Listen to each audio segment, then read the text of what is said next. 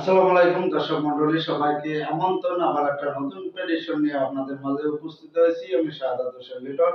বরাবরের মতো ক্রিকেট বা ফুটবলের প্রেডিকশন নিয়ে আপনাদের মাঝে আমি হাজির হই। আজকে হলো বাংলাদেশ এবং হলো শ্রীলঙ্কার মধ্যকার দ্বিতীয় টেস্টের প্রেডিকশন নিয়ে আপনাদের মাঝে হাজির হয়েছি।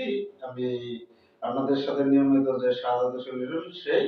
আর এই বাংলাদেশ এবং শ্রীলঙ্কার মধ্যকার দুটি টেস্ট সিরিজের প্রথম টেস্টটি অনুষ্ঠিত হয়ে গেছে এবং সেই টেস্টটি হলো প্রথম টেস্টটি হলো কলম্বোয় অনুষ্ঠিত হয়েছে, সেই টেস্টটি ড্র হয়েছে। আজকে হলো দ্বিতীয় টেস্ট বাংলাদেশ খেলতে নামছে শ্রীলঙ্কার সিংলেস স্টেডিয়ামে। এই ম্যাচটি বাংলাদেশ এবং শ্রীলঙ্কার মধ্যকার খেলায় কে জয়লাভ করবে। যদিও প্রথম টেস্টটি হলো বাংলাদেশের জয়ের সুযোগ ছিল, যদি হলো চতুর্থ দিন এবং পঞ্চম দিনে যদি বাংলাদেশ প্রথম সেশনটা ওডিআই স্টাইলে ব্যাটিং করতো তাহলে হয়তো বা শ্রীলঙ্কার বিপক্ষে হলো প্রথম টেস্টে জয়লাভ করতে পারতো। তবে আজকে হলো বাংলাদেশ এই দ্বিতীয় টেস্টে তারা হলো টসে জয়লাভ করেছে। প্রথম টেস্টেও বাংলাদেশ জয়লাভ করে হলো প্রথমে ব্যাটিং করার সিদ্ধান্ত নেয়। আজকে ব্যতিক্রম হচ্ছে না।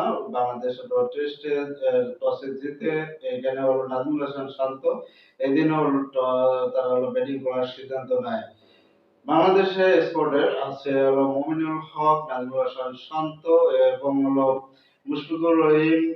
তারা আছে, মেহেদী হাসান মিরাজও থাকবেন স্কোয়াডে।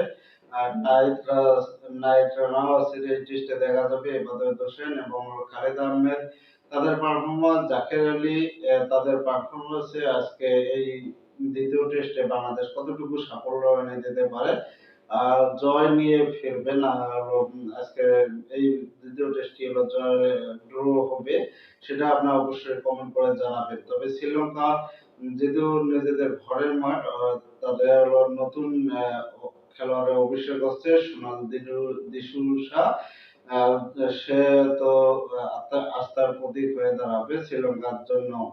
এই শ্রীলঙ্কা এবং বাংলাদেশের মধ্যকার দ্বিতীয় টেস্টে কে জয়লাভ করে দ্রুত কমেন্ট করে জানাতে পারেন। তবে আমি আপনাদেরকে প্রেডিকশন দিয়ে রাখছি, যদি হলো প্রথম টেস্টে ধারাবাহিকতা ধরে রাখে নাজমুল হাসান শান্ত যেমন টানা দুই ইনিংসে দুটি সেঞ্চুরি করেছে, মুশফিকুর রহিম প্রথম ইনিংসে সেঞ্চুরি করেছে, পরে দ্বিতীয় ইনিংসে বেশ ভালো করেছে।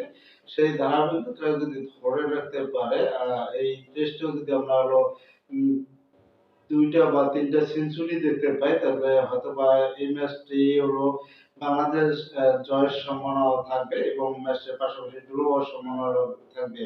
তবে দুই দলের প্রেডিকশন যেহেতু আপনাদের মাঝে হাজির হয়েছি, তবে বাংলাদেশ এবং শ্রীলঙ্কার মধ্যকার খেলা আমি এই টেস্টটা হলো দুজনকে ড্র হওয়ার সম্ভাবনা দেখছি মাত্র 10% এবং দুই দলের 50-50 মানে ম্যাচটি জয়ের সম্ভাবনা রয়েছে।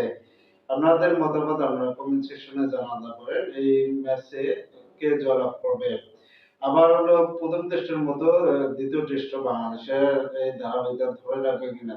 তো প্রথম টেস্টে আমরা শেষ দিকে যেটা দেখছি, চতুর্থ দিনের শেষে এবং হলো পঞ্চম দিনে বাংলাদেশের হলো জয়ের মানসিকতা ছিল না, ড্রোন করার হলো মানসিকতা নিয়ে আর কি খেলছে। প্রত্যাশা থাকবে এই ওই ধারাটা যেন এই ম্যাচে না থাকে, পরিস্থিতি অনুযায়ী জয়ের লক্ষ্যে যেন খেলতে নামে। ধন্যবাদ সবাইকে, ভালো থাকবেন, সুস্থ থাকবেন, আল্লাহ হাফেজ। আবার কোনো একটা প্রেডিকশন নিয়ে আপনাদের মাঝে হাজির হবো।